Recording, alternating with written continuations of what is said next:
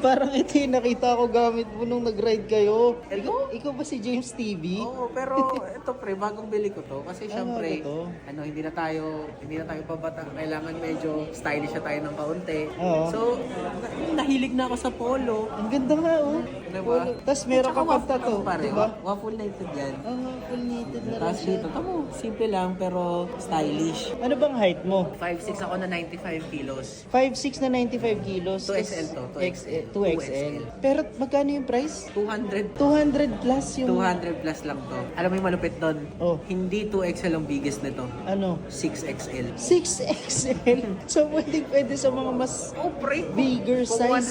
150 kilos ka, di sa'yo yung 6XL, pare. Tapos parehas lang yung price. Oo, 240 plus. 240 plus. Kaya nagustuhan ko rin. Ano? Tsaka available pa to in many different colors. Actually, binili ko yung puti, parating na. Itim kasi yung binili ko uli. Okay. Tapos pare-parehas lang ng price. 240 plus lahat. Saan mo nabili yan?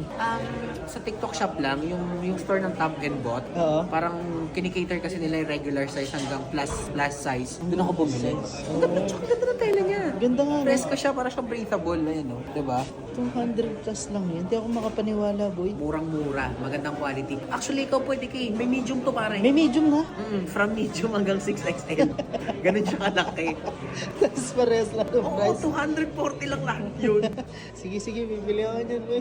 Sinano pa ako.